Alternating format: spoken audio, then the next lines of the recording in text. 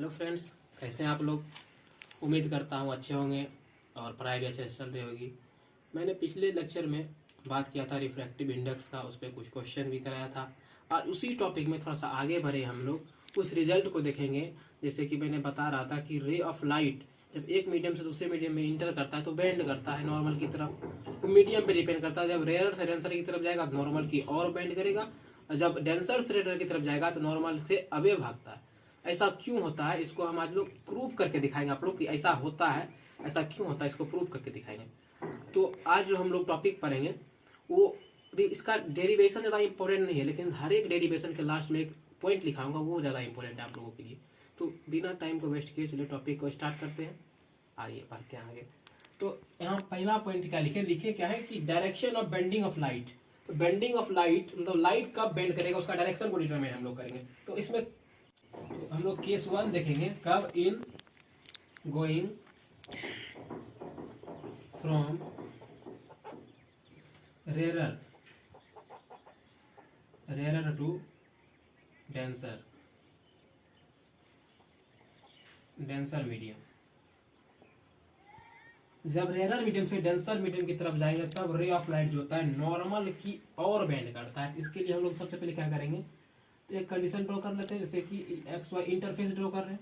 ऊपर मान लेते हैं, ऊपर का जो मीडियम है ये rarer medium, medium 1, medium first मान लेते हैं, ये 1, ये क्या है, रेरर मीडियम है, रेरर मीडियम है। तो इसका रिफ्रैक्ट नीचे मान लेते हैं डेंसर मीडियम है, मीडियम 2, मीडियम 2। इस दोनों के बीच का इंटरफेस है ये एक्स वाई, ये क्या है, डेंसर मीडियम है, डेंसर है, ठीक है। तो रेरर मीडियम में इसका रिफ्रैक्टिव इंडेक्स जो होगा n1 मान लेते हैं। n1 जो होगा r1 के nr के बराबर होगा। nr मतलब refractive index of rarer medium. इसको n2 यदि मानते हैं तो ये किसके बराबर होगा, nd के बराबर होगा, refractive index of denser medium. तो कल भी हम बताए थे, इस पर चर्चा किए थे। तो एक तो कंडीशन क्या ड्रॉ करेंगे, रे ऑफ लाइट को मानते यहाँ से इंटर कर रहा है, ठीक है, ये इंटर किया, ए है, ये पॉइंट मानते हैं यहाँ पे बी है इस सरफेस पे, जिसको इंटरफेस हम लोग बोलते हैं, पॉइंट ऑफ इंसिडेंस बोलते हैं, इंटरफेस पे लाई करता है। यहाँ पे नॉर्मल ड्रॉ करते हैं, ये नॉर्मल ड्रॉ किए एन, ठीक है। तो यहाँ से ये जो है इधर की तरफ बेंड करता है, ठीक है, नॉर्मल की तरफ, बल्कि वास्तव में इसका जो है पाथ था ये था, लेकिन ये इधर बेंड किया। तो ये जो एंगल है इसको एंगल आई बोलते हैं, इसको आर बोलते हैं। इस रे को इंसिडेंट रे, इसको रिफ्रैक्टिव रे, ठीक है। तो अभी हम लोग क्या करेंगे, तो हम देख रहे कि रेयरर मीडियम से डेंसर की तरफ रे ऑफ लाइट इंटर कर रहा है, तो नॉर्मल की तरफ मुड़ रहा है, ऐसा जानते आ रहे हैं, पहले शुरुआती दिन से बताते आ रहा हूँ। इसको आज देखते हैं कि कंसीडर करते हैं, कंसीडर क्या कर रहे हैं, कंसीडर कर रहे हैं कि ये जो n1 है तो हमारा रेरर मीडियम है, nr है, रेरर मीडियम है, ये क्या है, nr मतलब refractive index of medium 1, medium 1। nr मतलब क्या है, रिफ्रैक्टिव इंडेक्स मीडियम 1 का है nr। n2 उसी तरह फिर से लिख लेंगे, n2 जो क्या है, ये nd के बराबर है, nd मतलब n डेंसर, ये क्या है, refractive index of medium 2, medium 2। अब हम लोग क्या करेंगे, स्नेल्स लॉ ऑफ रिफ्रैक्शन लगाएंगे यहाँ पे। Now according to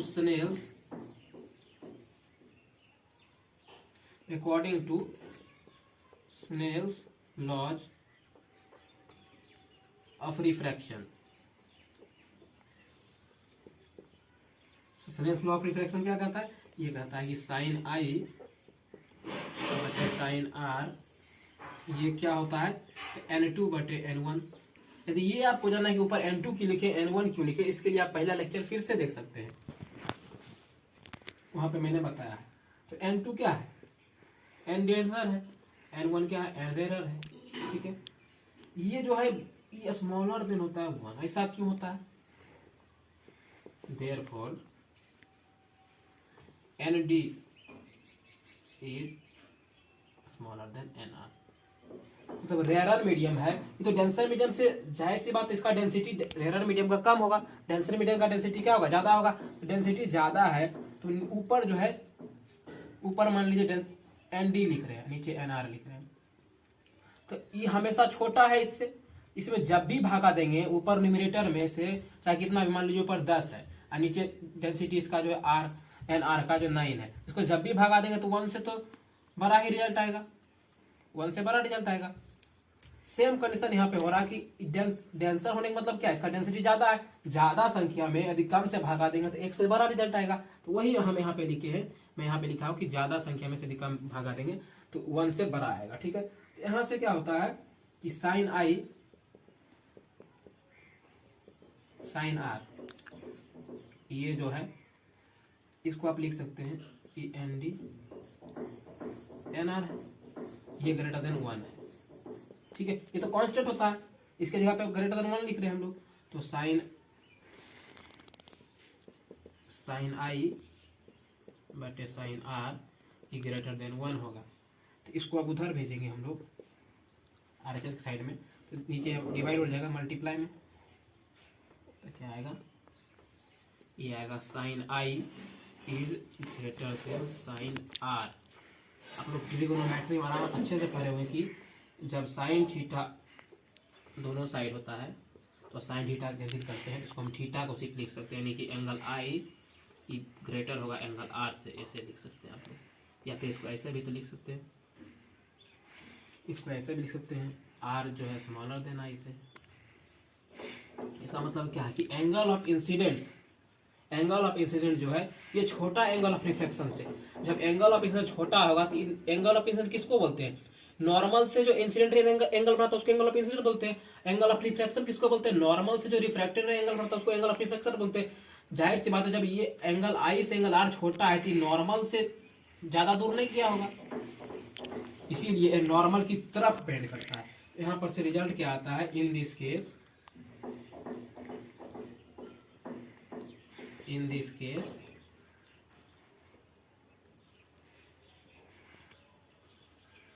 refracted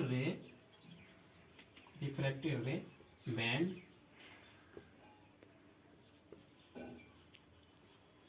towards normal।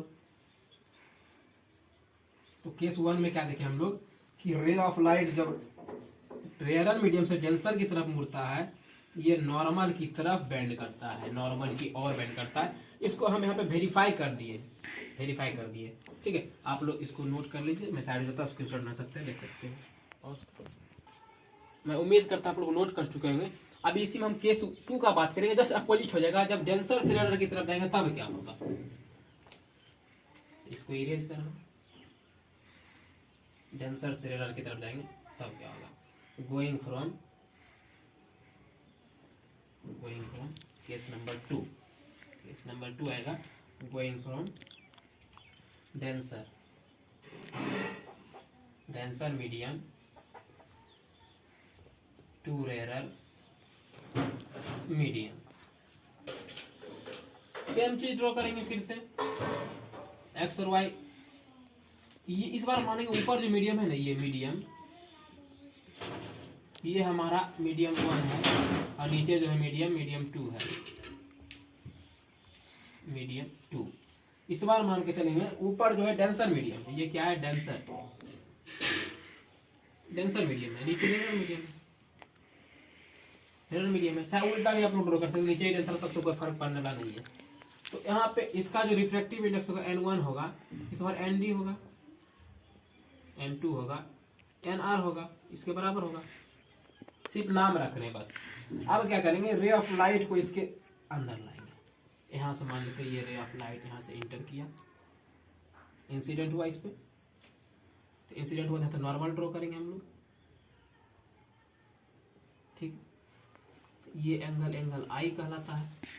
तो ये क्या होगा, इधर की तरफ भागेगा, जब इसको जाना यहाँ चाहिए था, इधर इसका पाथ ये बढ़ रहा है, लेकिन ये इधर भागता है, नॉर्मल से दूर भागता है।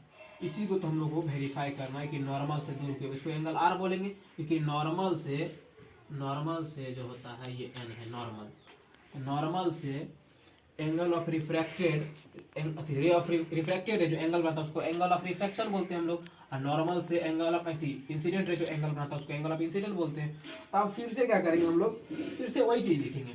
कंसीडर क्या करेंगे, कंसीडर मतलब मान के चल रहे हैं कि n1 जो है इस बार nd है, मतलब कि रिफ्रैक्टिव इंडेक्स ऑफ मीडियम, मैं शॉर्ट में लिख रहा हूँ मीडियम 1। और इस बार फिर से क्या मान के चल रहे हैं, इस बार n2 जो है nr है, मतलब रिफ्रैक्टिव इंडेक्स ऑफ मीडियम 2। तो फिर से क्या करेंगे, स्नेल्स लॉ फिर से यहाँ पे यूज करेंगे।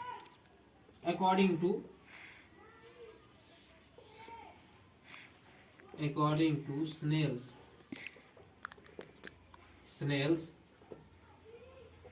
Laws of refraction, Snell's law of refraction से क्या लिख सकते हैं कि साइन आई बटे साइन आर, साइन आई बटे साइन आर जो होता है इस बार n1, क्योंकि n1 तो नीचे का मीडियम है, n2 सॉरी नीचे का मीडियम ऊपर रहेगा, n1 बटे nr, n1 बटे n2, ये किसके बराबर होगा, सेम टू सेम लिखेंगे। n1 यहाँ पे कौन है, n1 nd है, nd n1 बटे सॉरी यहाँ पे हम लोग लिखेंगे nr और यहाँ पे nd।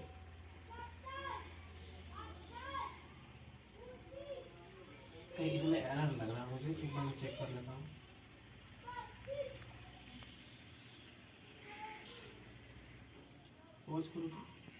तो n2 बटे n1 इस पर लिखेंगे तो nr बटे nd हो जाएगा। ये किसके बराबर होगा, ये लेस देन 1 नहीं होगा। क्यों होगा लेस देन 1, क्योंकि यहाँ पर जो है लाइट जो है डेंसर मीडियम से रेयर की तरफ इंटर कर रहा है, नीचे वाला मीडियम तो रेयर है, इस बार जो है भागा करते हैं डेंसर मीडियम से, इस बार उल्टा हम लोग भागा दे रहे हैं। nd जो है ये लेस देन है nr से, मतलब refractive index of denser medium ये लेस होगा रेयर मीडियम से। इस बार जो होता है क्या कर रहे हैं हम लोग कि छोटी संख्या ऊपर है, nr मतलब इसका जो वैल्यू होगा वो तो स्मॉलर होगा डेंसर से, तो छोटी संख्या ऊपर है नीचे बड़ी संख्या, उससे भागा देंगे तो एक से छोटा ही रिजल्ट आएगा। जैसे कि अभी मैं यहाँ बोलूँ 5 भागा यदि हम 6 करेंगे तो जरूर से कि 1 से लेस ही आएगा रिजल्ट, 1 से लेस आएगा। वही कंडीशन में यहाँ पे लिखा हूँ कि 1 से लेस आएगा रिजल्ट। तो यहाँ पे क्या कर सकते हैं हम कि साइन आई बटे साइन आर बराबर एन आर बटे n d is less than 1 होगा। ये तो कांस्टेंट है, इसी की जगह पे ये लिख रहे हैं हम लोग रिफ्रैक्टिव इंडेक्स। तो साइन आई बटे साइन आर ये लेस देन 1 होगा, उसको क्रॉस मल्टीप्लाई करेंगे तो यहाँ से क्या निकल गया कि sine i is less than sine r. तो साइन थीटा यहाँ से कैंसिल आउट हो जाएगा, लेकिन कैंसिल नहीं करते हैं, सिर्फ ऐसा बोलते हैं हम लोग साइन थीटा को हटा देते हैं। तो यहाँ से निकल के आएगा क्या चीज़, इस बार देख रहे हैं क्या चीज़ कि एंगल ऑफ रिफ्रैक्शन ही बड़ा हो रहा है। तो एंगल ऑफ रिफ्रैक्शन बड़ा है, इसको ऐसे भी लिख सकते हैं हम लोग, इसको ऐसे लिख सकते हैं r is greater than i, इसका फर्क नहीं पड़ता। तो इस केस में क्या होगा, ray of light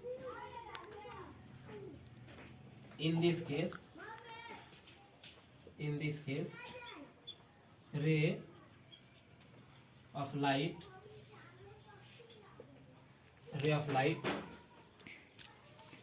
go away from normal। यहाँ देख रहे हैं कि एंगल आर है, ये क्या हो रहा है, ये बड़ा हो रहा है एंगल आई से।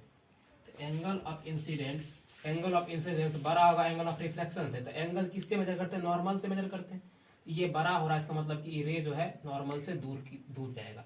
इसीलिए हम लोग बोलते हैं कि जब कभी भी रे ऑफ लाइट जो होता है डेंसर मीडियम से रेयर मीडियम की तरफ इंटर करता है तो वो नॉर्मल से अबे जाता है। ठीक है, आप लोग इसको नोट कर सकते हैं। चलिए, मैं उम्मीद करता हूँ आप लोग इसको लिख चुके होंगे। आगे बढ़ते हैं। जब एक केस और आता है जब रिफ्लेक्शन नहीं होगा, तो नहीं होगा रिफ्लेक्शन, वो कब होगा, केस ऑफ नो रिफ्लेक्शन।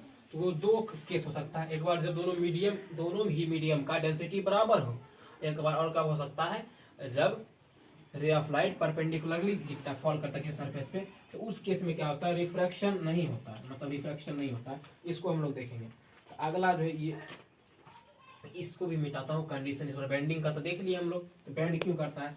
अभी जो कंडीशन है, कंडीशन फॉर नो रिफ्लेक्शन, इस बार क्या है condition, condition for no refraction, मतलब कौन सा कंडीशन होगा जिसमें रिफ्रैक्शन नहीं होगा, तो नहीं होगा तो इसमें केस 1 लेके चलते हैं। केस फर्स्ट क्या करेंगे, तो व्हेन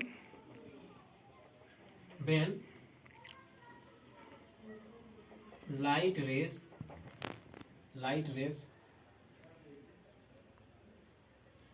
इंसिडेंट नॉर्मली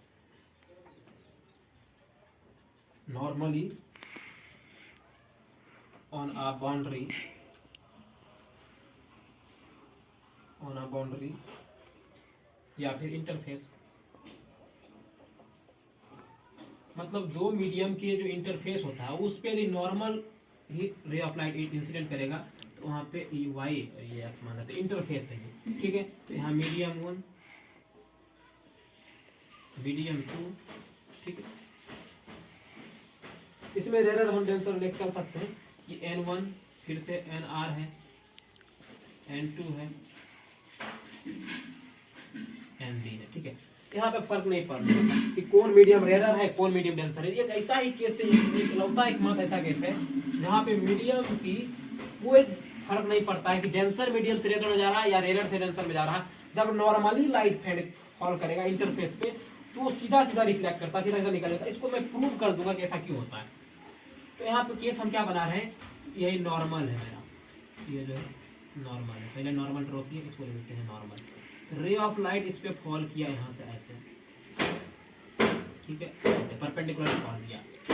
तो ये मान लेते हैं यहाँ से ए की ओ है, इसे बी तक गया, ठीक है, रिफ्लेक्ट किया। तो ए ओ जो है इस केस में ए ओ जो है इंसिडेंट रे है, इंसिडेंट रे, ये वो क्या इंसिडेंट रे, और ए बी जो है ओ बी जो है ये तो रिफ्लेक्टेड रे, वो भी रिफ्लेक्टेड रे, तो एंगल का फॉर्मेशन तो तब होगा, जब नॉर्मल कुछ ना कुछ नॉर्मल से ही नापते हैं एंगल ऑफ इंसिडेंट हम लोग, एंगल ऑफ रिफ्लेक्शन भी नॉर्मल से नापते हैं। नॉर्मल के अलोंग ही जब बेंड किया यहाँ तो एंगल तो 0 डिग्री का बन रहा। तो इस बार हम लोग क्या करेंगे, फिर से इस केस में स्नेल्स लॉ फिर से लगाएंगे। कंसीडर क्या करेंगे, कंसीडर कर लेते हैं, मान के चलते हैं,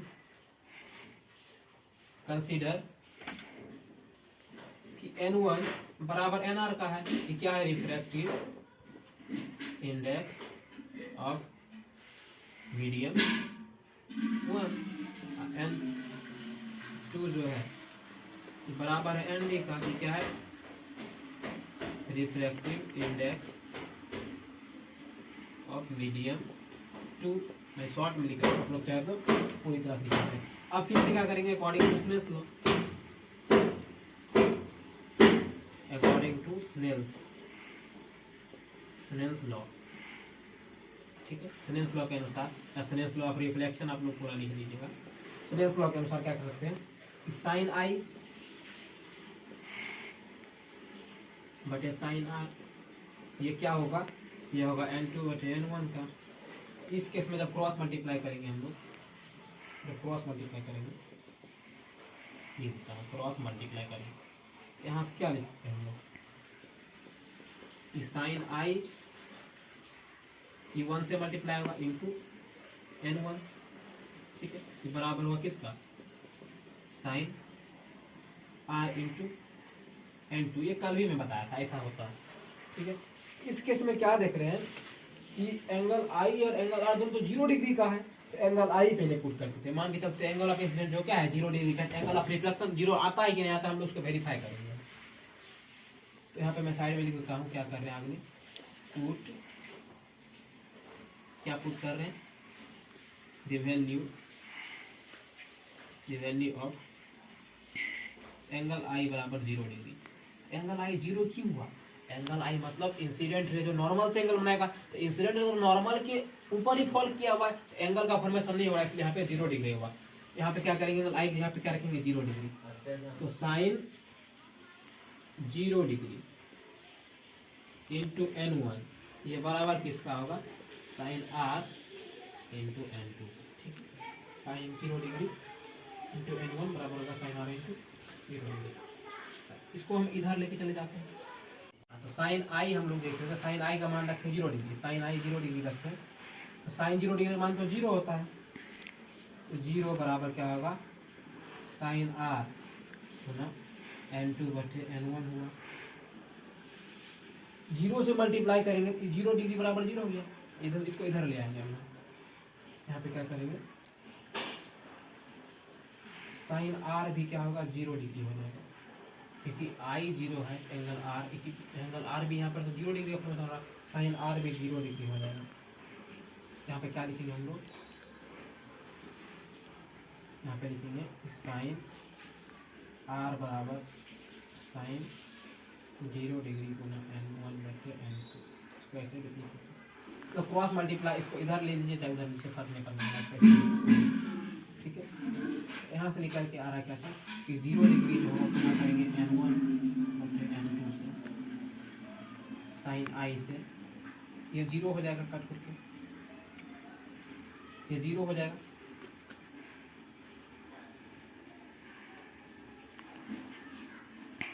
इस केस में क्या हो रहा, पूरा रिजल्ट 0 आएगा, 0 से मल्टीप्लाई करेंगे, यहाँ ऐसा क्यों हो रहा है, ये हो रहा क्यों, साइन 0 डिग्री बराबर क्या होता है 0 होता है, इसलिए ऐसा लिखे हम लोग।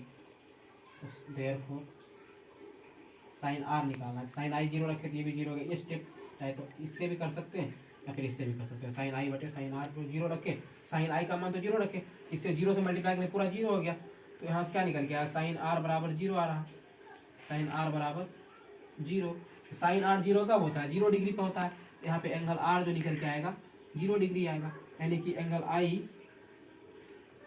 और एंगल R दोनों जोड़ो क्या हो गया 0 हो गया।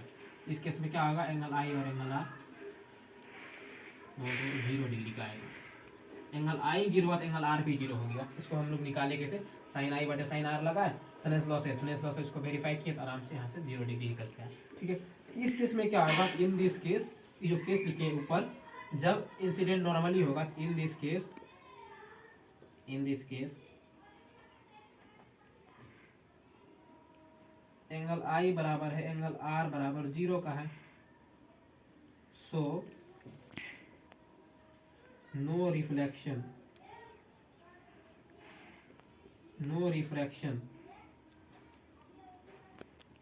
Take place. आपको ये रिजल्ट याद रखना है। इस केस में क्या होता है, जब नॉर्मली किसी सरफेस पे अपना एंटर करता है तो वहां पे रिफ्रैक्शन नहीं होता है कि वो सीधा सीधा पास ऑन हो जाता है। तो नो रिफ्लेक्शन का केस नंबर 1 है। एक और केस है वो मैं अगले स्लाइड में बताऊंगा, आप लोग इसको नोट कर सकते हैं, स्क्रीनशॉट ले सकते हैं। मैं साइड जाता हूँ। मैं उम्मीद करते हैं मैं उम्मीद करता हूँ आप लोग इसको नोट कर चुके हैं। आगे बढ़ते हैं अगले स्लाइड पे। मैं इसका पिक भी क्लिक कर लेता हूँ, पिक क्लिक करो, इसको इरेज कर रहे हैं। अगले स्लाइड पे जाते हैं। केस 2 देखते हैं। जब दोनों मीडियम का डेंसिटी सेम होगा तब उस केस में कैसे जाने की रिफ्लेक्शन नहीं होगा। ठीक है, केस 2 देखते हैं। मतलब केस ऑफ नो रिफ्लेक्शन की बात कर रहे हैं, कंडीशन ऑफ नो रिफ्लेक्शन में केस 1 का बात किए जब नॉर्मली फॉल करेगा तब, और केस 2 में बात कब करेंगे, इसमें किस चीज का बात करेंगे, जब मीडियम दोनों का डेंसिटी सेम होगा। तो व्हेन मीडिया मतलब प्लूरल ऑफ मीडियम को मीडिया बोलते हैं। इन कॉन्टैक्ट, दोनों मीडियम जो कॉन्टैक्ट में है, having same refractive index। तो हम लोग केस 2 का बात कर रहे थे। जब मीडिया जो दोनों का कांस्टेंट होगा उसमें रिफ्रैक्टिव इंडेक्स दोनों का सेम होगा। जब कांटेक्ट में दोनों का रिफ्रैक्टिव इंडेक्स सेम होगा तब कैसे लिखेंगे, तो एक्स वाई ये इंटरफेस है। ऊपर मीडियम 1 फिर से ड्रॉ करेंगे, मीडियम 1 मीडियम 2 सेम चीज का ड्रॉ कर रहे हैं हम लोग बार बार। N1 N2 यहाँ पे नॉर्मल ड्रॉ कर लेते हैं। मानते इंसिडेंट रे है, इंसिडेंट हुआ, दोनों पास हो गया सीधा सीधा। ये एंगल I है, एंगल R। ठीक है, ये O पॉइंट है, इंटरफेस है, point of contact.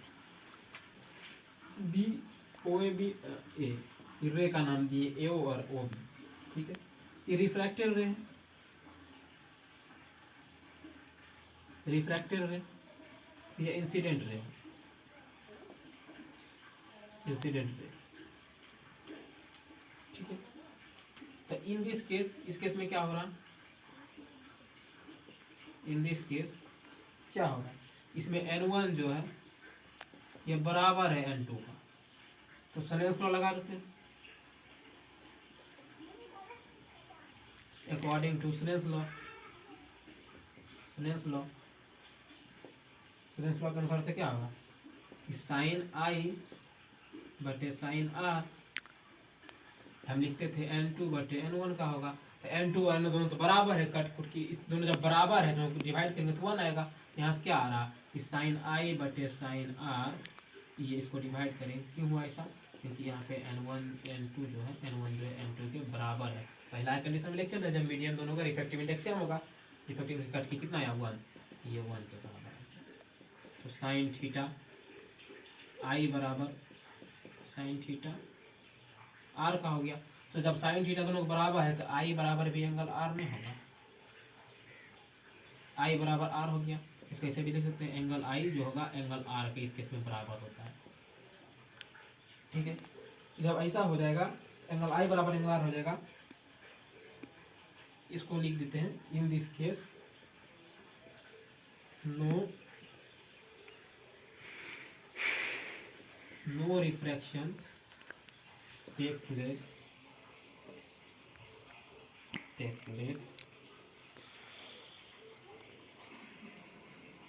a ray of light passes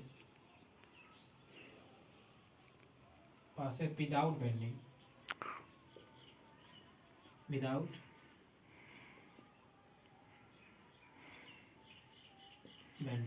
इस केस में क्या हो रहा कि रिफ्लेक्शन नहीं हो रहा। क्यों नहीं हो रहा कि एंगल आई और एंगल आर तो दोनों बराबर है, तो बराबर है तो बेंड तो किया ना, सीधा सीधा फ्लैट एंगल गया। ऐसा क्यों हुआ, क्योंकि दोनों का रिफ्रैक्टिव इंडेक्स सेम है। तो जब ऐसा केस लेके चल रहे हैं, दो केस हो गया, एक बार कब जब normally ray of light fall करेगा तो वहां पे जब नॉर्मली फॉल करेगा तो उस केस में रिफ्लेक्शन नहीं होगा, और जब दोनों मीडियम का डेंसिटी सेम होगा तो रिफ्लेक्शन उस केस में भी नहीं होगा। तो इसको मैंने डिराइव करके बता दिया। आप लोग इसी रिजल्ट याद रख सकते हैं, डेरिवेशन ज़्यादा इंपॉर्टेंट नहीं है, आप लोग चाहे तो इच्छा अनुसार याद रख भी सकते, नहीं भी ऐसा आपको किसी किताब में मिलेगा नहीं ये चीज़। तो मैं 60 जाता आपको लिखना है तो लिख सकते हैं इसके पर। मैं उम्मीद करता हूँ आप लोग इसको नोट कर चुके हैं। आगे बढ़ते हैं, एक तो इस 4 केस जो बताया इससे एक कंक्लूजन निकलता है, वो कंक्लूजन तो पहले मैं लिख देता हूँ। उसके बाद हम लोग ग्लास स्लैब की बात करेंगे। ग्लास स्लैब में आता है आप लोग को डिराइव करने के लिए एंगल ऑफ इंसिडेंस जो होता है एंगल ऑफ इमर्जेंस के बराबर होता है। उससे पहले एक रिजल्ट देखते हैं, की पॉइंट्स में क्या लिखने जा रहे हैं। इसमें मैं यही लिखूंगा, इफ एंगल आर ये कम होगा, एंगल आर लेस, सिंबल का मतलब लेस, तो क्या होगा बेंडिंग।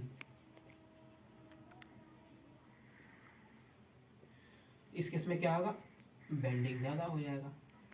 मतलब कि एंगल जो डिपेंड करता था कि रे ऑफ लाइट कितना ज्यादा बेंड करेगा, ये तो एंगल आर कम होगा जितना तो ज्यादा बेंड करेगा, ठीक है, ऐसे डिपेंड करता था। तो वही तो लिखे कि एंगल आर जब कम होगा तो बेंडिंग ज्यादा होगा। इस केस में क्या बेंडिंग ज्यादा होगा तो रिफ्रैक्शन ज्यादा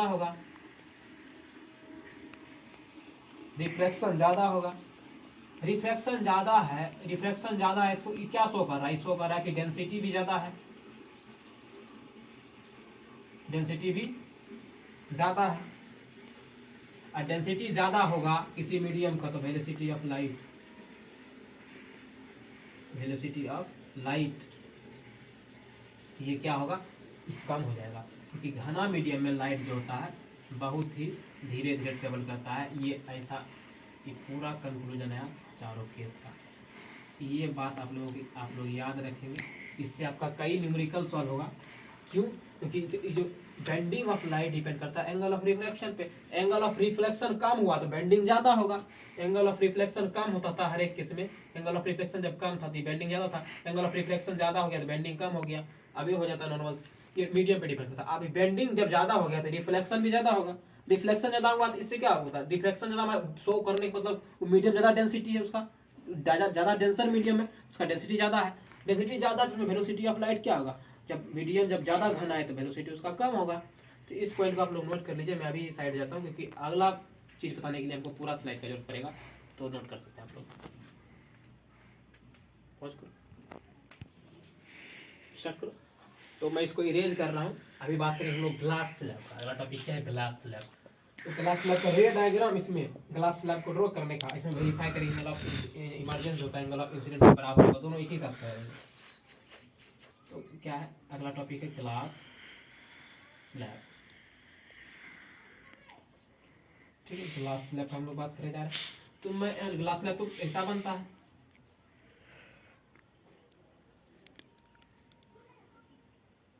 ऐसा बनता है। मैं रेक्टेंगुलर से मैं ड्रॉ करूंगा, तो आपको बता दिया रफ में कि ऐसा बनता है। ग्लास स्लैब रेक्टेंगुलर स्लैब होता है।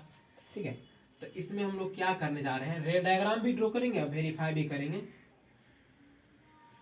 कि एंगल ऑफ इंसिडेंस होता है एंगल ऑफ इमर्जेंस के बाद। पहले ये मैं ड्रॉ कर देता हूँ ग्लास स्लैब।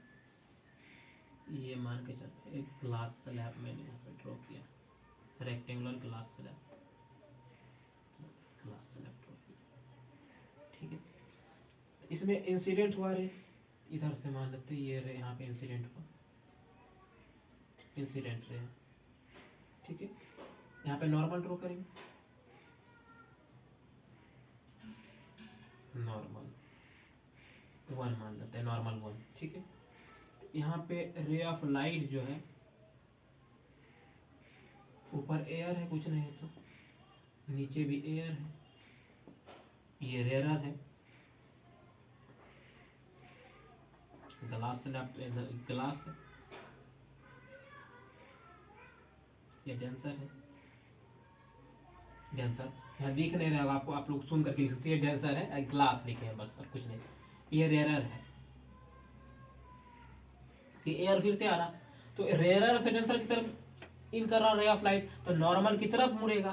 तो यहाँ पे हल्का सा इसको हम लोग बेंड कर देंगे, नॉर्मल की तरफ बेंड करते हुए यहाँ पे पड़ा। तो एक बार रिफ्लेक्शन जो होता है इस पॉइंट पे हो रहा है, इस पॉइंट को नाम देते हैं बी। ठीक है, यहाँ से ए मान लेते हैं। तो एक बार रिफ्लेक्शन तो हो गया, तो फिर से रे ऑफ लाइट यहाँ पे आ गया। अब यहाँ पे बाहर निकलेगा, मतलब कि ग्लास स्लैब से वापस बाहर निकलेगा। नॉर्मल ड्रॉ करेंगे हम लोग, ये N2 मान लेते हैं। ये क्या होगा, रे ऑफ लाइट इधर की तरफ मुड़ता है, नॉर्मल से दूर भागता है, ये कुछ ज़्यादा होती है, नॉर्मल से दूर भागेगा, नॉर्मल से। आप लोग स्केल रख के बनाएंगे, अच्छा से बनेगा। मैं डायरेक्टली बना रहा हूँ स्केल रख। ये मान लेते हैं पॉइंट सी। ठीक है, ये रे निकला बाहर डी। जब इसके पाथ में ग्लास नहीं था, तो रे ऑफ लाइट जो इंसिडेंट होता है, ये तो डायरेक्ट यहाँ से निकलता, ऐसे जाता है, सीधा सीधा जाता है ये। ठीक है, तो ये जो बेंड हुआ है ग्लास आने से, ये जो लेटरल, ये जो शिफ्ट हुआ है, मतलब इतना दूर का जो डिस्टेंस है, इसको हम लोग बोलते हैं लेटरल डिस्प्लेसमेंट, या फिर लेटरल शिफ्ट बोलते हैं। लेटरल डिस्प्लेसमेंट इसको क्या बोलते हैं, जब ये रे ऑफ लाइट, मतलब ए बी रे जो पड़ रहा था इस ग्लास स्लैब पे, जब ग्लास स्लैब नहीं था तो सीधा निकल जाता, लेकिन ग्लास स्लैब है क्या, एक बार यहाँ पे बेंड किया, फिर से इधर बेंड किया। ठीक है, ये जो इतना दूर जो डिस्प्लेस हो गया, ये डेविएट हो गया रे, इसको हम लोग बोलते हैं लेटरल डिस्प्लेसमेंट, या फिर लेटरल शिफ्ट बोलते हैं। क्या बोलते हैं, लेटरल डिस्प्लेसमेंट।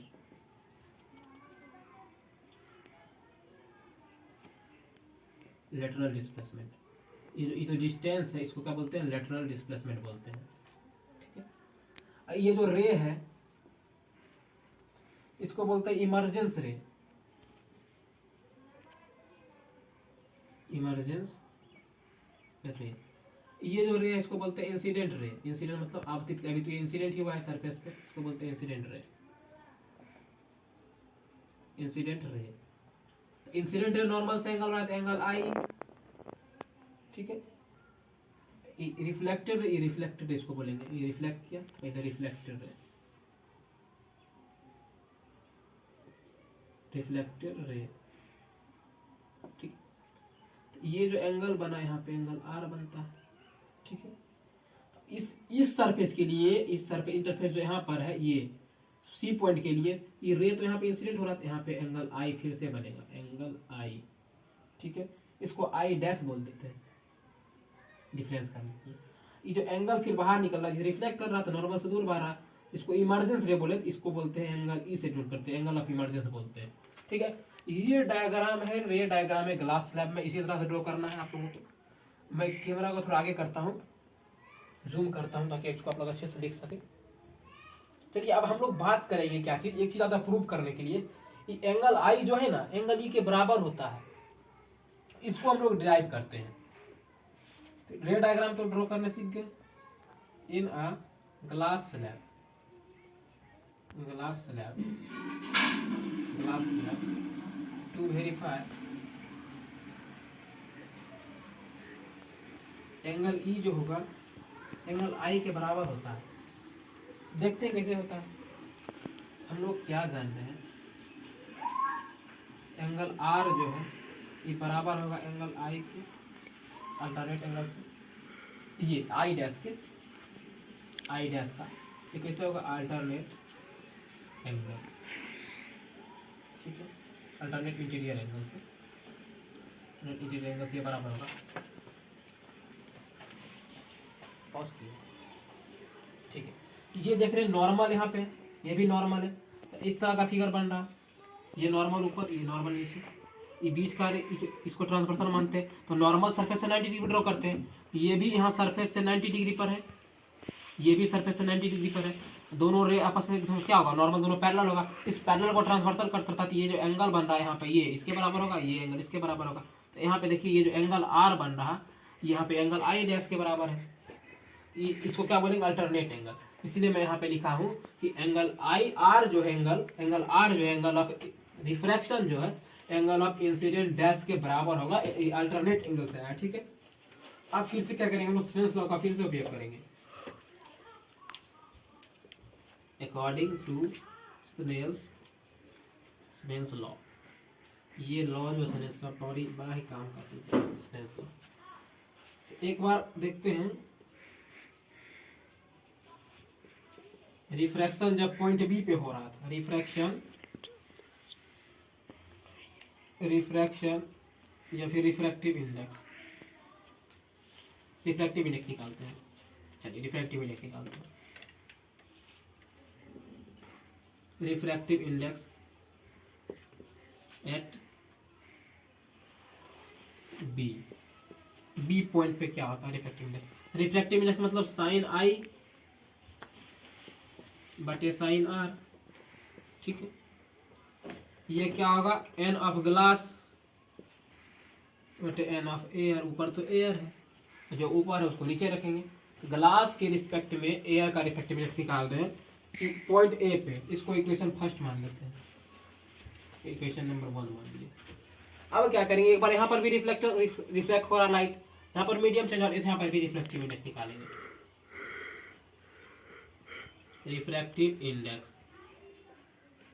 हमको एंगल चाहिए, एंगल के रिफ्रैक्टिव इंडेक्स हम लोग निकाल सकते हैं। इसमें क्या करेंगे, एट सी पॉइंट पे रिफ्रैक्टिव इंडेक्स निकाल रहे हैं, सी पॉइंट पे रिफ्रैक्टिव इंडेक्स निकाल रहे हैं, इसमें क्या लिखेंगे, साइन आई बटे साइन आर लिखेंगे। तो साइन आई, तो यहाँ साइन आई डैश के बराबर है, और यहाँ पे साइन आई बटे साइन आर फिर से लिखेंगे, तो साइन आई लिख रहे हैं फिर से, साइन आर, यहाँ पे आर जो है एंगल ऑफ इमर्जेंस के बराबर है, तो साइन आर लिखेंगे। साइन आई जो है यहाँ पे साइन आई जो है इसके बराबर है, इसके आई डैश के, आई डैश के जगह पे तो आर रख सकते हैं क्योंकि आई डैश और आर इसके बराबर है, अल्टरनेट एंगल दोनों बराबर है, यहाँ पे एंगल आर रख रहे हैं हम लोग, ठीक है। यहाँ पे फिर क्या कर रहे हैं, साइन आर के जगह पे ई रख सकते हैं। एंगल ऑफ रिफ्रैक्शन तो हमारा यही है, एंगल ऑफ रिफ्रैक्शन इस केस में एंगल ऑफ इमर्जेंस का काम कर रहा है कि एट पॉइंट सी पे, एंगल ऑफ रिफ्लेक्शन हमारा जो है एंगल ऑफ इमर्जेंस का काम कर रहा है, तो साइन आई बटे साइन आर करेंगे। साइन आई की जगह पे आर यहाँ क्यों रख रहे हैं कि आई डैश जो है आर के बराबर है अल्टरनेट एंगल से, और यही एंगल ऑफ रिफ्लेक्शन है हमारा एंगल ऑफ इमर्जेंस। इससे निकालेंगे तो क्या आ जाएगा, तो इस बार क्या कर रहे हैं, तो ग्लास से निकल रहे हैं बाहर, तो पर एयर नीचे ऊपर चला जाएगा, इस बार ग्लास आ जाएगा नीचे, ठीक है। इसको इक्वेशन 2 मान लिए। अब क्या करेंगे, कुछ नहीं करना, इक्वेशन 1 और 2 को मल्टीप्लाई करना है। मल्टीप्लाई इक्वेशन 1 and 2,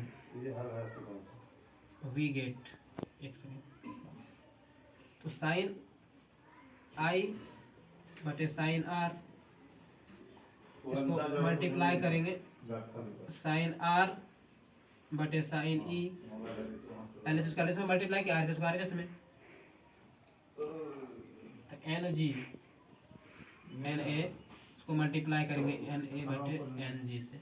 यहाँ देख रहे क्या चीज, ये दोनों कैंसिल आउट हो रहा है, कट के 1 आया।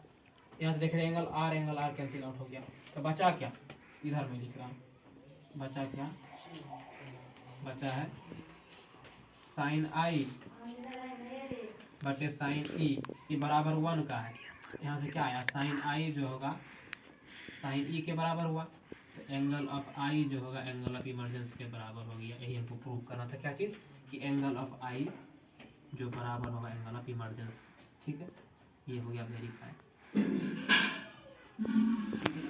आप लोग इसको नोट कर सकते हैं और स्क्रीनशॉट ले सकते हैं। मैं एक बार फिर से इसको समझाऊंगा, एक बार पहले आप लोग स्क्रीनशॉट ले लीजिए।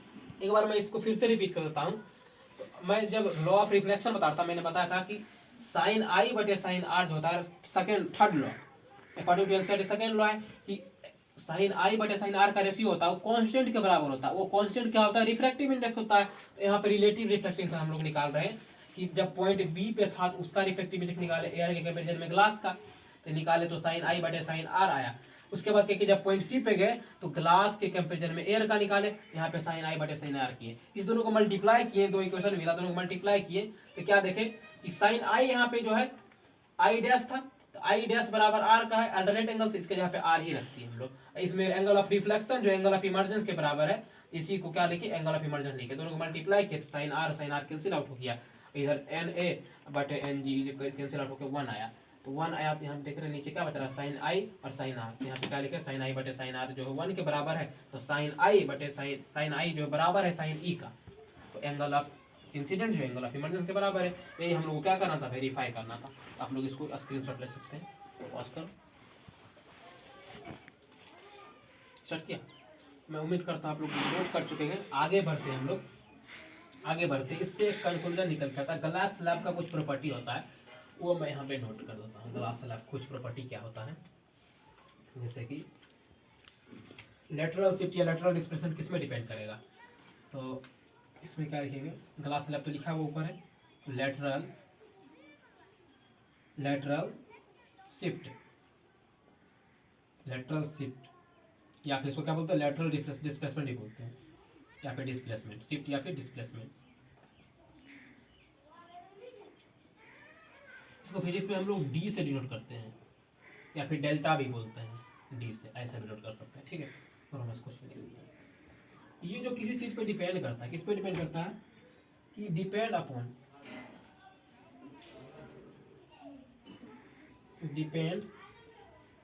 डिपेंड करेगा। सबसे पहला नंबर कि डी जो होता है, डी प्रोपोर्शनल होता है, डायरेक्टली प्रोपोर्शनल होता है किसके, डायरेक्टली प्रोपोर्शनल होता है टी के। और टी क्या है, टी है थिकनेस, टी क्या है यहाँ पे, where t is thickness of glass slab जो है, thickness of glass slab. T जो है ग्लास स्लैब के थिकनेस को बोलते हैं हम लोग। तो जो जितना ज्यादा मोटा ग्लास होगा उतना ज्यादा डेविएशन होगा, मतलब कि लेटरल शिफ्ट जो भी बताए थे यहाँ पे, लेटरल शिफ्ट जो बताए थे यहाँ ड्रॉ करके, ये इधर से लिखा, इधर से ये इससे जो बाहर गया था इसके कंपेरिजन में ये जो शिफ्ट हुआ था, ये डिपेंड करेगा कि ग्लास कितना मोटा है। ग्लास जितना मोटा है उस पर डिपेंड करता है कि उसमें जो है लेटरल शिफ्ट जो होता है, यानी कि लेटरल शिफ्ट करने का मतलब हुआ कि ग्लास स्लैब का जो डिस्प्लेस होगा, मतलब कि एंगल ऑफ इमरजेंस इमरजेंस रे और जो एक्चुअल में इंसिडेंट रे जो आ रहा था उसके पाथ में कितना जो डेविएट हुआ है वो ज्यादा होगा। किस पे ज्यादा होगा, डिपेंड करेगा कि ग्लास कितना मोटा है कितना पतला है। यदि पतला ग्लास होगा उसमें लेटरल शिफ्ट आएगा वो कम आएगा, यदि मोटा ग्लास होगा उसमें लेटरल शिफ्ट ज्यादा आएगा। तो पहला इस पे डिपेंड करता है थिकनेस ऑफ ग्लास पे। दूसरा किस पे डिपेंड करता है, डी जो है ये प्रोपोर्शनल होता है एंगल आई का। अभी जब प्रूव किए थे एंगल ई और एंगल आई, तो आप लोग देखे थे यहाँ पे एंगल लास्ट में ई जो है एंगल ई जितना कम होगा एंगल जितना कम होगा, एक्चुअली इसका पाथ जो जा रहा था इसे, इसको और कम कर देंगे तो यहाँ समझते एंगल ऑफ इमर्जेंसी और बढ़ जाएगा। जो डिपेंड करता है किस पे, एंगल ई बराबर एंगल आई होता है, अभी प्रूफ किया था। ये जो डेविएशन जो होता है ये डिपेंड करता है कि कितने डिग्री पे इंसिडेंट करवा रहे हैं रे को, रे ऑफ लाइट को कितने डिग्री पे ग्लास स्लैब से फॉल करवा रहे हैं, ठीक है। उस पर डिपेंड करता है क्या चीज, कि डेविएशन कितना होगा, डेविएशन मतलब कि लेटरल शिफ्ट कितना होगा रे का, उस पर डिपेंड करेगा एंगल ऑफ इंसिडेंट पे। तीसरा पॉइंट क्या है, ये डिपेंड करता है, डी डिपेंड करता है refractive index of glass, n of glass, इस पे डिपेंड करता है। रिफ्रैक्टिव इंडेक्स ऑफ ग्लास पे भी डिपेंड करता है। रिफ्रैक्टिव इंडेक्स होगा ज्यादा तो बेंडिंग होगा ज्यादा, बेंडिंग जब ज्यादा होगा तो ray of light angle of emergence होगा वो होगा कम, एंगल ऑफ इमर्जेंस कम ही होगा तो लेटरल शिफ्ट जो है वो बढ़ जाएगा, ठीक है। ये चीज किस पे डिपेंड कर रहा है, लेटरल शिफ्ट। एक चीज और डिपेंड करता है, ये जो लेटरल शिफ्ट जो होता है चौथा, ये इनवर्सली प्रोपोर्शनल होता है, मतलब कि इनवर्सली रूप से डिपेंड करता है 1/λ, मतलब होता है वेवलेंथ ऑफ लाइट, कि लाइट का वेवलेंथ, मैंने लेक्चर नंबर फर्स्ट में बताया था कि वेवलेंथ से होता है स्पीड चेंज होता है, तो स्पीड चेंज होगा तो स्पीड जो चेंज होता है उसका मतलब कि कितना लाइट डेविएट होता है, तो वेव पे डिपेंड करता है कि वेव कितना बड़ा है, कितना छोटा वेव बन रहा है, कितना बड़ा वेव बन रहा है, उस पर डिपेंड करता है। उसका उल्टा होता है, यदि वेवलेंथ हो गया ज्यादा बड़ा तो डेविएशन कम जाएगा। डेविएशन कम क्यों जाएगा, वेवलेंथ ज्यादा बड़ा होगा, इस वेव को इस सरफेस से पार होने में समय लगेगा, ये छोटा वेव है तुरंत पार हो जाएगा, तो वेव को पार होने में समय लगेगा, जितना ज्यादा समय लगेगा उतना ज्यादा ये बैंड करेगा, उतना ज्यादा बैंड करेगा। तो किस पे डिपेंड करता है, इनवर्सली प्रोपोर्शनल होता है। ये रिजल्ट है कि अभी क्वेश्चन आ जाए कि lateral shift depend upon following features, इसमें क्या लिखेंगे, सबसे पहले लिखेंगे थिकनेस ऑफ ग्लास स्लैब पे डिपेंड करेगा, किस पे डिपेंड करता है, thickness of glass slab, angle of incidence पे डिपेंड करता है, और ग्लास स्लैब का रिफ्रैक्टिव इंडेक्स पे डिपेंड करता है, और उल्टे डिपेंड मतलब इनवर्सली प्रोपोर्शनल होता है किसका, लैम्डा का, डायरेक्टली प्रोपोर्शनल थिकनेस का, directly proportional refractive angle of incidence का, डायरेक्टली प्रोपोर्शनल रिफ्रैक्टिव इंडेक्स का, बट इनवर्सली प्रोपोर्शनल होता है लैम्डा का उल्टे डिपेंड करता है, ठीक है। तो आप लोग इस पॉइंट को नोट कीजिए, मैं कुछ क्वेश्चन कराऊंगा अगले स्लाइड में, तो आप लोग नोट कर सकते हैं। मैं आप लोग ये क्वेश्चन को देखिए, मैं कैमरा थोड़ा आगे करता, आगे करो कैमरा, सुन करो, ये क्वेश्चन को देखिए क्या बोल रहा है, दोनों क्वेश्चन को सॉल्व करिए। रिफ्रैक्टिव इंडेक्स के बेसिस पे क्वेश्चन है कि दिया हुआ है velocity of light in air is 3 × 10⁸ metre per second. यदि नहीं दिया तो फिर ये समझ जाते ये velocity of light in air बात किया, इतना ही रहेगा। If the refractive index of water is 4/3, then find the velocity of light in water। मतलब बोल रहा है कि आपको वेलोसिटी ऑफ एयर दिया हुआ है, रिफ्रैक्टिव इंडेक्स दिया हुआ है वाटर का, वाटर का रिफ्रैक्टिव इंडेक्स एयर के कंपैरिजन में ही निकालते हैं, तो आपको निकालना है कि स्पीड ऑफ लाइट कितना होगा इसमें वाटर में, ये निकालना। तो पहले गिवन क्या सब डाटा दिया वो पहले लिखेंगे हम लोग, क्या करेंगे गिवन लिखेंगे, सॉल्व करते हैं। अभी अगर कोशिश कर सकते हैं पॉज करके सॉल्व कर सकते हैं। गिवन में क्या दिया हुआ है कि एन वाटर दिया, एन ऑफ वाटर दिया हुआ,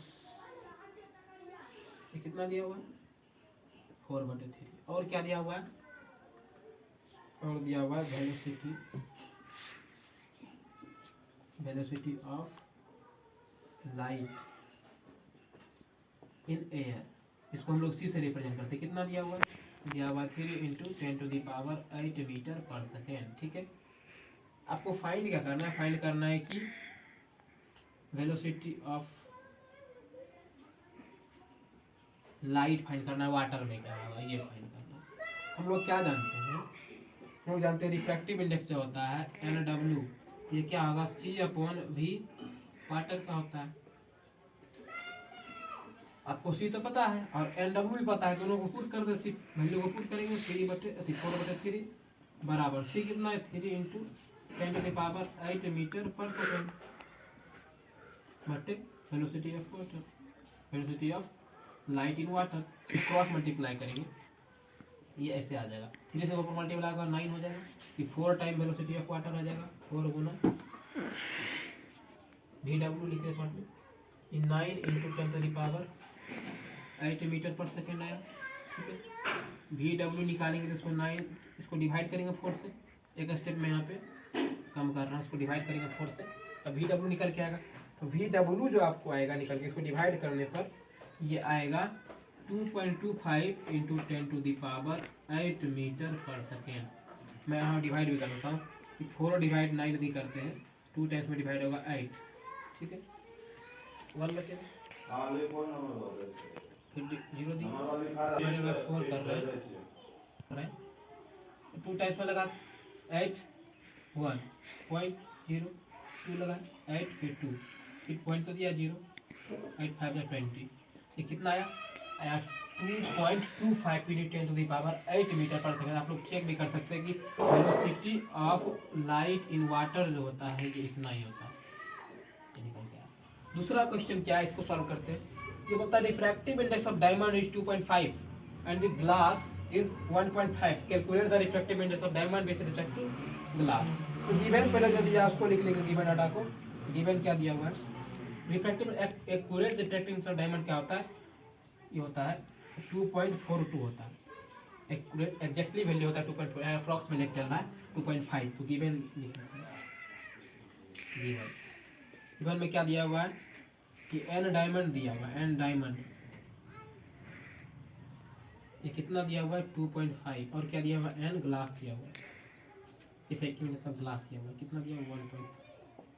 निकालना क्या हम लोगों को, हम लोग कैलकुलेट करना है, फाइंड करना है n d with respect to glass, refractive index of glass with respect to diamond, refractive index of diamond, sorry refractive index of diamond with respect to glass, तो कैलकुलेट करना है हम लोगों को। सीधा यहाँ पे रख देंगे, तो एनडी ऊपर चला जाएगा बटे एनडी। एनडी कितना दिया हुआ 2.5 डिवाइडेड बाय 1.5, पॉइंट से पॉइंट गया कट गया, कितना 5 से काटेंगे 5 से 5 से 50, तो कितना आएगा, ये आएगा 5/3 आंसर। कैलकुलेट करना। रिफ्रैक्टिव इंडेक्स ऑफ डायमंड दिया हुआ है 2.5, रिफ्रैक्टिव इंडेक्स ऑफ ग्लास दिया हुआ है 1.5, सिर्फ दोनों को इसके कंपेरिजन में, डायमंड के कंपेरिजन में ग्लास का रिफ्रैक्टिव इंडेक्स निकालना है, तो ये फॉर्मूला होता है, लेक्चर नंबर 2 में बताए थे, यहाँ भी बता रहे हैं, को डिवाइड किए कट के 5/3, यही आंसर हुआ इसका 5/3। पॉज करो, मैं उम्मीद करता आप लोग लिख चुका हूँ, आप लोग इसको लिख लीजिए, नहीं लिखे अगर समझ में नहीं आया तो वापस रिवर्स करके देख सकते हैं, ज़्यादा कोई डिफिकल्ट क्वेश्चन नहीं है। रिफ्रैक्टिव इंडेक्स का इस तरह का सवाल आ सकता है। अगला टॉपिक में हम लोग बढ़ेंगे, हम लोग बात करेंगे रियल डेप्थ, एपरेंट डेप्थ क्या होता है, जब पानी के अंदर किसी चीज़ को देखते हैं हमको उठा हुआ दिखता है सरफेस से, आखिर क्यों दिखता है ऐसा, इस पर थोड़ा सा बात करेंगे। अभी कॉन्सेप्ट किसका lecture, real and apparent depth, real and apparent, apparent depth, इस पे बात करेंगे। इसके लिए सबसे पहले क्या करेंगे, हम लोग एक इंटरफेस ड्रॉ कर लेते हैं, ठीक है, जैसे हम लोग ड्रॉ करते आ रहे हैं, XY नाम देते हैं, मानते हैं नीचे नीचे क्या है वाटर, जब वाटर में किसी चीज को देखते हैं वो सरफेस होता है सब उठा हुआ दिखता है, जहाँ पे एक्चुअल में प्रेजेंट था उससे ऊपर दिखता है, ऐसा क्यों होता है, ये डेंसर मीडियम होगा, नीचे मानते हैं वो वाटर है, ये क्या है वाटर है, वाटर है डेंसर मीडियम, ठीक है, डेंसर मीडियम ये वाटर है, ऊपर एयर है, ये रेयर है, रेयर है। यहाँ पे मान तो कोई वस्तु यहाँ पे जो है ये स्क्वायर शेप का ये रखा हुआ है, स्क्वायर शेप का कोई वस्तु ये क्यूब शेप का रखा हुआ है, ठीक है, पानी के अंदर रखा हुआ है। कोई व्यक्ति यहाँ पे अपना आंख रख करके इस वस्तु को देख रहा है,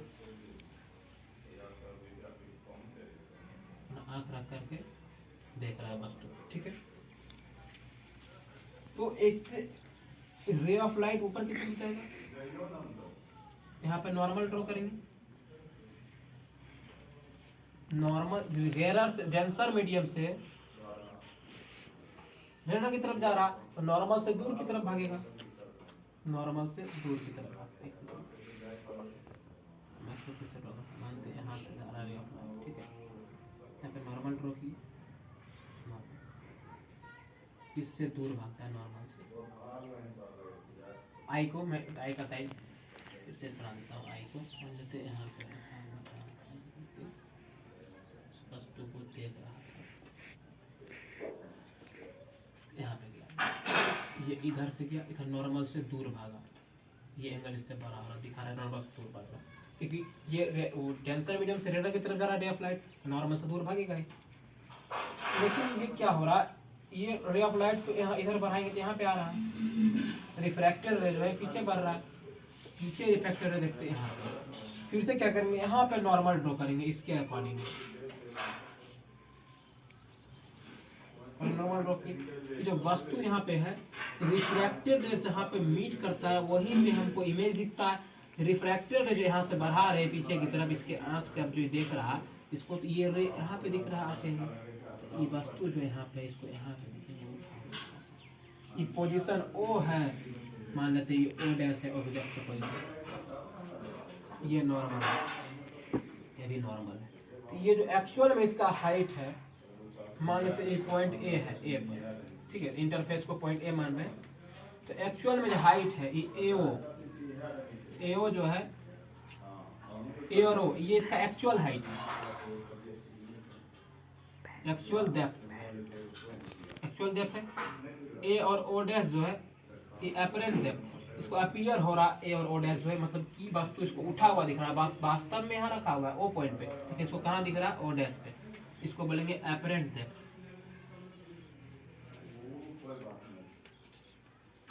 अपरेंट डेप्थ, ठीक है। या फिर इसको एक्चुअल या फिर रियल ही बोल सकते हैं हम लोग, रियल ही लिखते हैं, एक्चुअल से बढ़िया दोनों ए दोनों से मजा इसलिए रियल लिखते हैं। रियल डेप्थ में ओ पॉइंट ओ पोजीशन पे है वस्तु रखा हुआ, लेकिन इसको वास्तव में इसको दिख कहाँ पे रहा है, ओ डैश पे। तो इसके लिए क्या होता है, रिफ्रैक्टिव इंडेक्स स्टार्ट करो, तो इसको हम लोग एक्चुअल डेप्थ रियल डेप्थ बोले और एक्चुअल अपीयरेंट डेप्थ बोले। इसमें क्या कर सकते हैं हम लोग, इसको लिखते हैं, एक तो पॉइंट लिखते हैं, कंसीडर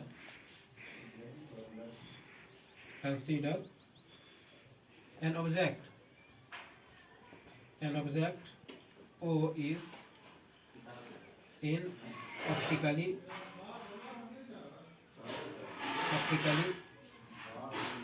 denser medium, ये जो है कहाँ रखा हुआ है, डेंसर मीडियम में रखा हुआ ऑब्जेक्ट ओ। तो इस केस में रिफ्रैक्टिव इंडेक्स निकालने के लिए आ सकता है आप लोगों को, रिफ्रैक्टिव इंडेक्स क्या लिखेंगे, रिफ्रैक्टिव इंडेक्स ऑफ मीडियम, ये बराबर होता है रियल डेप्थ का रेशियो, यानी रियल डेप्थ क्या है, AO, रियल डेप्थ का रेशियो करेंगे अपरेंट डेप्थ से, अपरेंट डेप्थ AO डैश, ठीक है। ये आप लोगों को आ सकता है लिखने के लिए, शॉर्ट में इसको कैसे लिखेंगे, एन, रिफ्रैक्टिव एन जो होता है रियल डेप्थ बटे अपरेंट डेप्थ, रियल डेप्थ बटे अपरेंट डेप्थ। रियली में जो गहराई वस्तु का उसको जो दिख रहा है उससे उसका रेशियो निकालेंगे, वो रिफ्रैक्टिव इंडेक्स आएगा। क्वेश्चन आप लोगों को दे सकता है इस फॉर्म में कि आपको कोई वस्तु का हाइट दिया रहेगा, एक्चुअल में दिया रहेगा, रियल में भी दिया रहेगा और अपरेंट में भी दिया रहेगा, आप लोगों को रिफ्रैक्टिव इंडेक्स ऑफ मीडियम पूछेगा। रिफ्रैक्टिव इंडेक्स में मीडियम कैसे निकालेंगे, तो real depth divided by apparent depth कर देंगे, उसका रेशियो जो होगा रिफ्रैक्टिव इंडेक्स हम लोगों को दे देगा, ठीक है। तो आप लोग इस टॉपिक को नोट कर लीजिए, साइड जाता हूँ, स्क्रीनशॉट ले सकते हैं। इस केस में जो इमेज आप लोगों को दिखता है वो वास्तव में नहीं दिखता है, वास्तव में जहाँ ऑब्जेक्ट है वहाँ पे नहीं दिखता है, आपको उससे थोड़ा ऊपर दिखता है, ऐसा अपीयर होता है कि ऊपर है, ठीक है। तो इस टॉपिक को आगे रेट करते, एक और टॉपिक है, लास्ट टॉपिक आज के लिए, उसको मैं बता देता हूँ, उसके बाद जो है आज का टॉपिक, आज का लेक्चर कहीं पे एंड करेंगे। इसी से रिलेटेड क्वेश्चन हमेशा बार बार आता है, क्वेश्चन के फॉर्म में है कि a stick is immersed obliquely in water। Question क्या है, a stick is immersed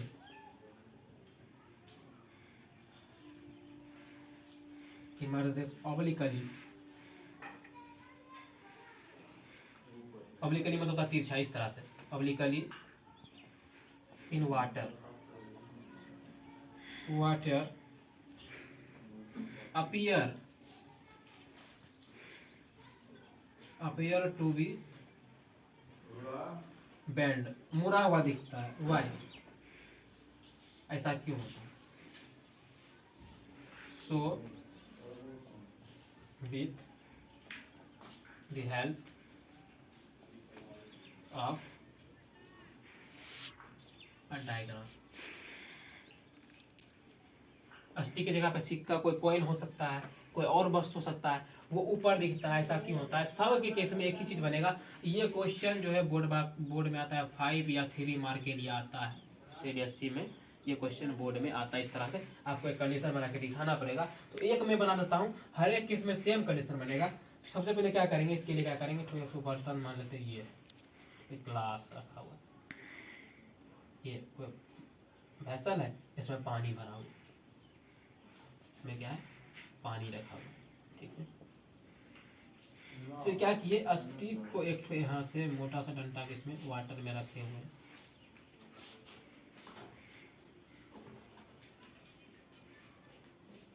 बर्तन को छोटा करके मानते ऐसे करके वाटर के अंदर ये स्टिक को रखेंगे, तिरछा करके, ऑब्लिक मतलब तिरछा करके, थोड़ा मोटा इसको कर देते हैं, ठीक है।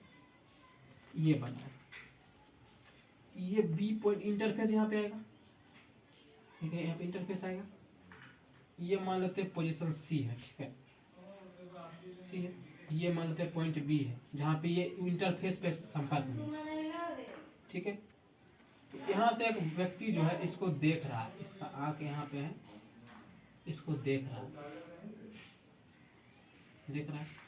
तो निचला पोर्शन को जब देखता है, यहाँ से 2 रे ऑफ लाइट को मैं गुजारता हूँ।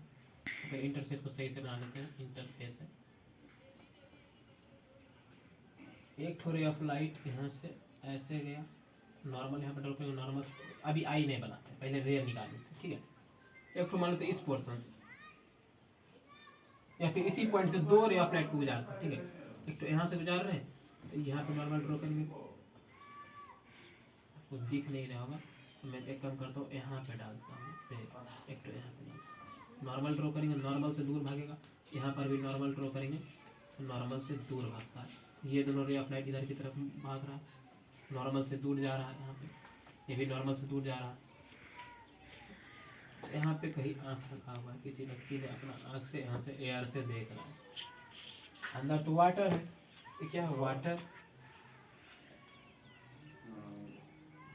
ऊपर क्या है, एयर, एयर में आँख है। तो जब पीछे की तरफ बढ़ाते हैं, देखिए यहाँ डायग्राम बनाया है, तो मैं एक काम करता हूँ, इसको इरेज करके थोड़ा बड़ा डायग्राम बनाता हूँ, इसमें दिखेगा नहीं अच्छे से, तो फिर से मैं इस डायग्राम को बनाता हूँ। ये क्वेश्चन जो आता है बोर्ड में, तो जैसे ये आपका जो है बकेट या वेसल है कोई, ठीक है, वेसल है, इसमें वाटर है, यहाँ तक इंटरफेस को अच्छे से बनाता हूँ, नीचे वाटर है, ठीक है। एक स्टिक को इस पे ऑब्लिक करके, मतलब तिरछा करके इस पे रखे हैं हम अंदर, ये स्टिक है, ये स्टिक रखा हुआ है, ये पोजीशन सी, इसको मान लेते हैं बी पॉइंट है, ठीक है, ये सी है, सी मतलब इसी पॉइंट पे जो है वाटर का इसका लास्ट पॉइंट लाई कर रहा है, वाटर के अंदर सी पॉइंट पे। तो एक ठो रे, इसी पॉइंट से 2 रे को निकालते हैं बाहर की तरफ, एक तो यहाँ से निकला, एक तो इससे थोड़ा सा दूर करके इसे निकालते हैं। ये वाटर डेंसर मीडियम है, यहाँ किसी का आँख रखा हुआ है, कोई व्यक्ति यहाँ अपना आँख रखा करके अपना बाहर से जो इस वस्तु को देख रहा, स्टिक को पानी के अंदर, तो उसको कैसा दिखेगा ये, तो यहाँ से यहाँ पे नॉर्मल ड्रॉ करेंगे।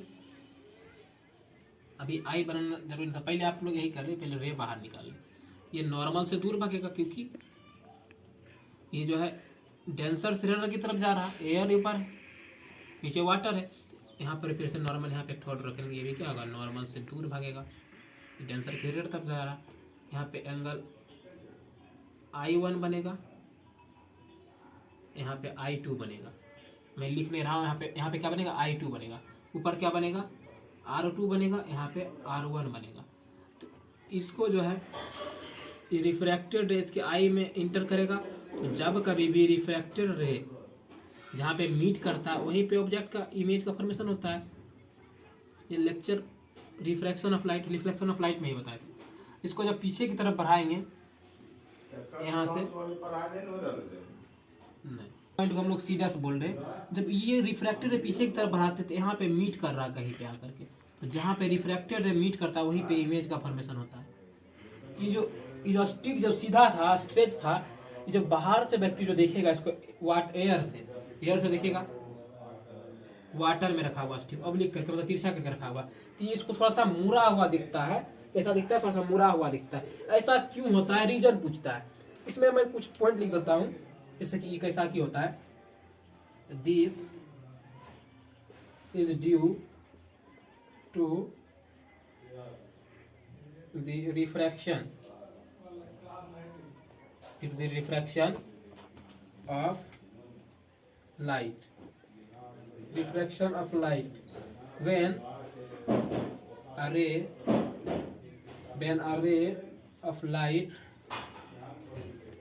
of light passes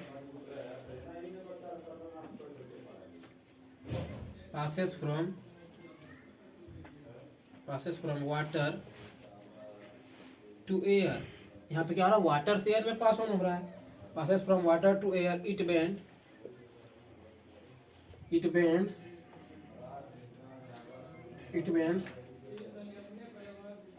away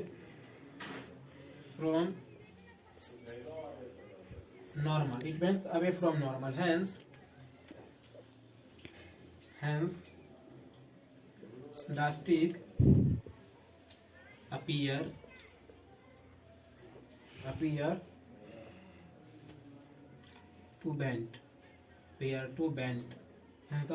to bend and short। मुड़ेगा यहाँ पे छोटा भी दिखता है, ठीक है। ये स्टिक क्या होता है, छोटा दिखता है। और ऐसा क्यों होता है, हम लोग क्या जानते हैं, we know that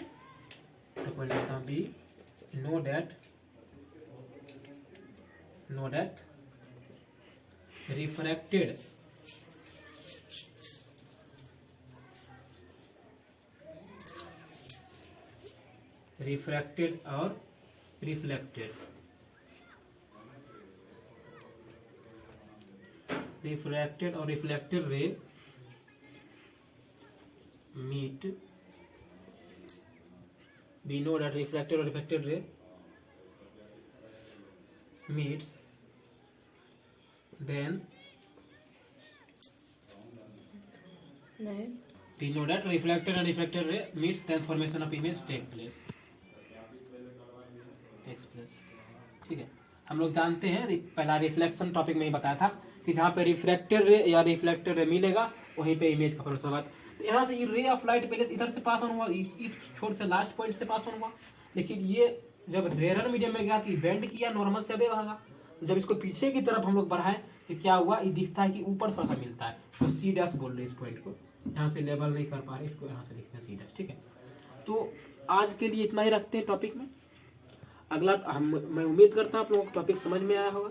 अगला टॉपिक हम लोग बात करेंगे क्रिटिकल एंगल पे, थोड़ा सा और आगे बढ़ेंगे उसी टॉपिक में। तो मैं उम्मीद करता हूँ आज का लेक्चर आप लोगों को समझ में आया होगा, अच्छे से समय देकर के आप लोग इसको करेंगे, और जो क्वेश्चन कराया उसको पॉज करके पहले खुद सॉल्व करेंगे, तभी आगे बढ़ेंगे। इस टाइप का क्वेश्चन जो होता है इसी के बेसिस पे आपको कॉइन रख देगा, कॉइन भी ऊपर दिखेगा, कोई फिश रहेगा वाटर में, फिश वाटर में जहां आपको फिश दिखता है वास्तव में वहां नहीं रहता, उससे थोड़ा नीचे रहता है। वो क्यों होता है, ऐसा होता है हर एक केस में, ऐसा क्यों होता है, रिफ्रैक्शन ऑफ लाइट के कारण ही होता है। क्योंकि हम लोग जो आंख से देखते हैं वो एयर में हमारा आंख रहता है, और वाटर के अंदर देखते हैं तो वो डेंसर मीडियम में, तो एयर से जब वाटर से ray of light reflected air की तरफ भागता जाता है तो नॉर्मल से दूर भागता है, जब उसको पीछे की तरफ बढ़ाते तो कहीं और जाके मीट करता है। तो ऐसा अपीयर होता है कि वस्तु जो थोड़ा ऊपर है या फिर नीचे, स्टिक को ओब्लिक रखते हैं, बेंड रखते हैं, सब रिफ्लेक्शन ऑफ लाइट का ये सब रिजल्ट है। तो ऐसा इसलिए होता है। मैं उम्मीद करता हूँ आप लोगों को आज का टॉपिक समझ में आया होगा, अच्छा लगा होगा। तो वीडियो को जितना हो सके शेयर करें, लाइक करें। Thank you for watching, stay curious, keep learning, till the next video.